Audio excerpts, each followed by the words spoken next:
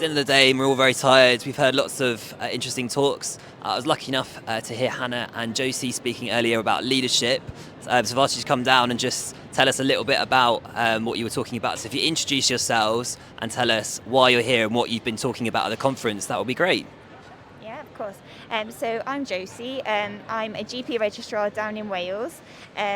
I am currently the chair of the Faculty of Medical Leadership and Management's Trainee Steering Group, which is all about highlighting the evidence based around the value of trainee leadership, what we can do now, not just in the future, but also how we translate that into actual action. So actually creating those opportunities for trainees in a very inclusive way that doesn't require their own time, their own finances, helping hands and so forth.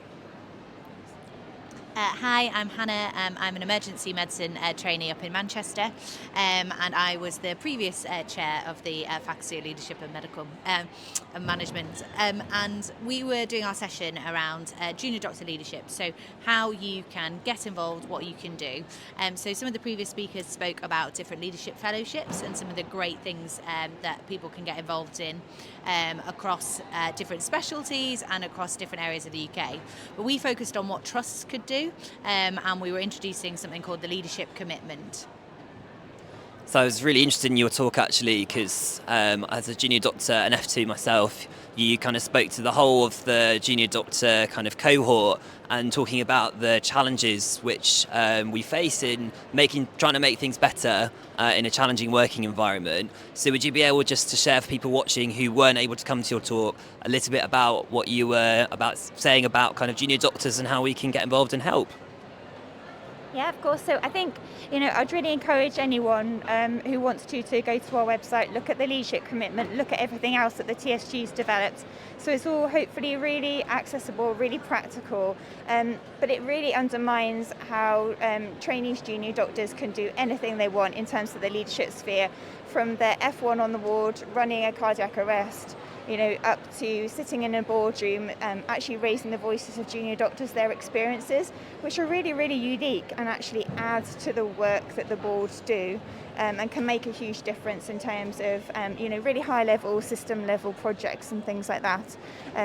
So hopefully that helps a little bit in terms of where we're at. Great. And Hannah, do you have anything to add? So how can junior doctors help to promote leadership and promote change? So what we've devised is, as I say, this thing called the leadership commitment, which has 5 different themes. And what that does is it kind of separates into 2 categories of essential criteria and desirable criteria. And we want all trusts to have a little look at this and see where do they fit on it. What are the things that they can be doing, that they should be doing? What are the things that maybe they need to work towards that are going to be a little bit harder to achieve?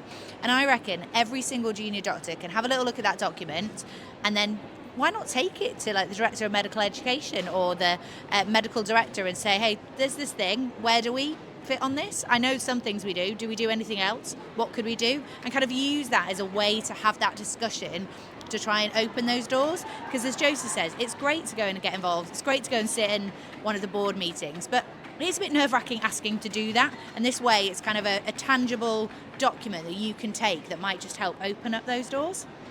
Yeah, we love a guideline and we love a document or a thing or a qualification that we can take to someone. So that's a really good idea, I think.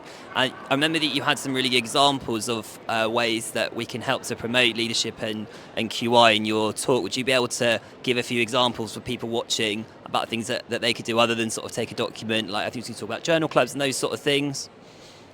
Yeah, definitely. So some of the things that we've had great case studies, and to be honest, things that we've kind of done ourselves as well, are around shadowing. So setting up a shadowing scheme within the trust.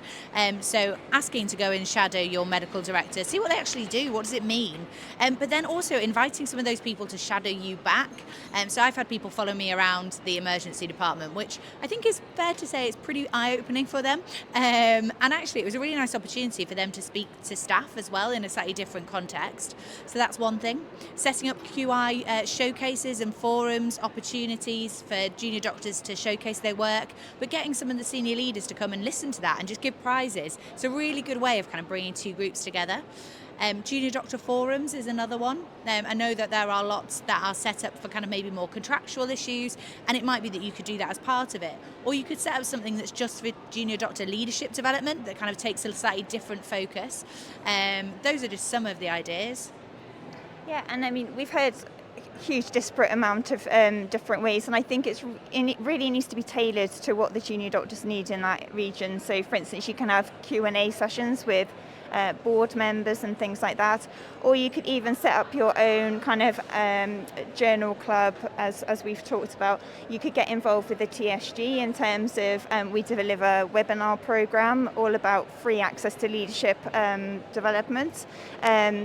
Things like our Twitter book club you can get involved with too. There's so many different things, and I think it's really thinking about when you're going around your daily life, what would make it better, where do you need your voice to be elevated to, and just having those blue sky ideas and not being afraid to actually ask people and approach people. And if you get a couple of shut doors to start off with, that's absolutely fine, but just keep going, because we've all had that, but then eventually we've had the door open, and then you can create things that actually you know that your colleagues need as well. These are all really great ideas, and I particularly liked the shadowing idea, because I think the sense that I quite often get from clinicians is that the people who are higher up the chain don't really know what kind of things and challenges you're experiencing every day, and what better way to do it than have them physically be there and seeing, and that really seems to help.